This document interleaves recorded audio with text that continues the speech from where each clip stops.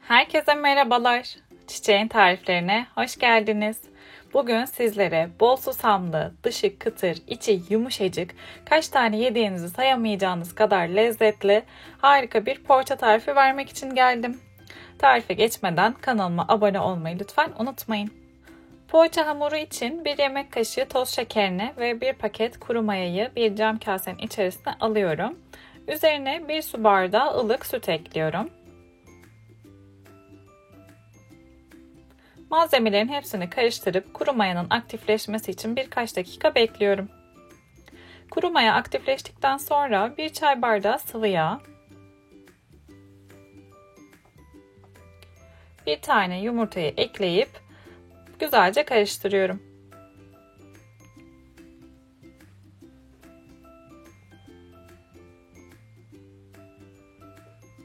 Sıvı malzemelerin hepsini karıştırdıktan sonra yavaş yavaş ununu ilave etmeye başlıyorum. Unu azar azar ve kontrollü şekilde ekliyorum. Toplamda 3 su bardağı artı 1 yemek kaşığı dolusu un kullandım ben hamur için. Hamurun kıvamı çok yumuşacık ve ele yapışmayan bir hamur olacak. 1 tatlı kaşığı da tuzunu ekleyip hamuru elimle yoğurmaya başlıyorum.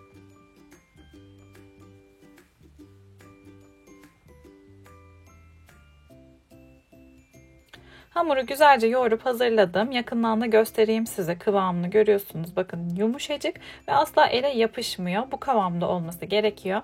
Şimdi hazırladığım hamuru mayalanmasını beklemeden 2 eşit parçaya ayırıyorum. Ve ayırdığım her bir parçayı yuvarlayıp unladığım tezgaha alıyorum. İlk parçayı şimdi merdane yardımıyla açıp dikdörtgen şekline vereceğim. Olabildiğince ince açmanız burada önemli. Ne kadar ince olursa o kadar güzel olacaktır. Ayrıca merdane ile açarken eğer merdane yapışırsa hamurun üzerinden biraz un serpip o şekilde açabilirsiniz. Gördüğünüz gibi hamuru güzelce büyüttüm ve dikdörtgen şekline getirdim.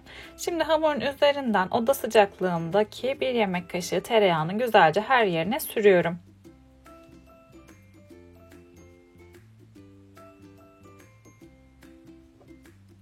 Peynirli maydanozlu bir iç hazırladım. Şimdi onun yarısını da poğaça hamurun üzerinden güzelce yerleştiriyorum.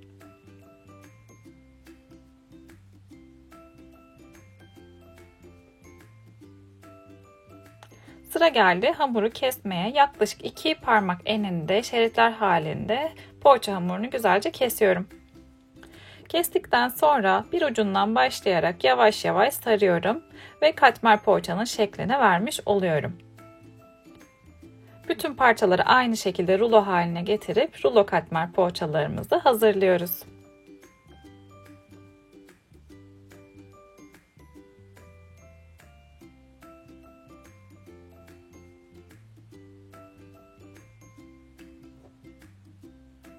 Hazırladığımız rulo katmer poğaçalarını önce süte batırıyorum.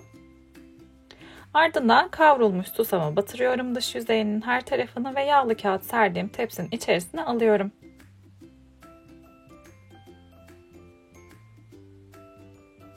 Hamurun diğer yarısını da aynı şekilde açtım, yağladım ve peynirli içini yerleştirdikten sonra ince şeritler halinde dilimliyorum ve onları da güzelce sarıyorum.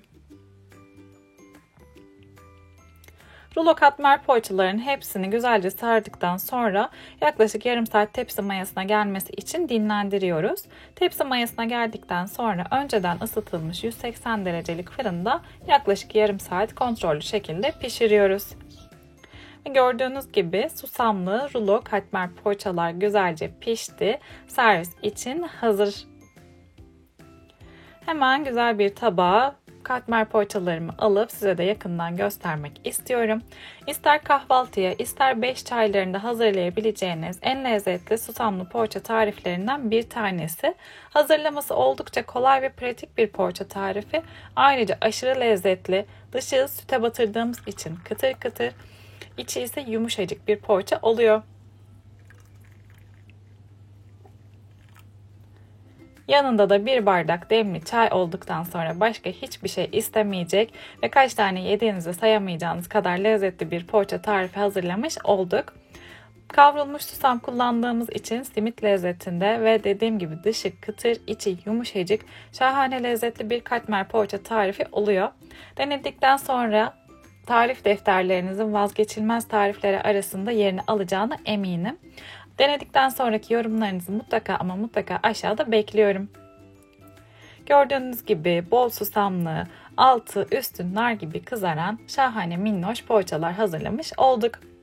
Eğer tarifimi beğendiyseniz videoyu beğenmeyi ve kanalıma abone değilseniz kanalıma abone olarak bana destek olmayı lütfen unutmayın.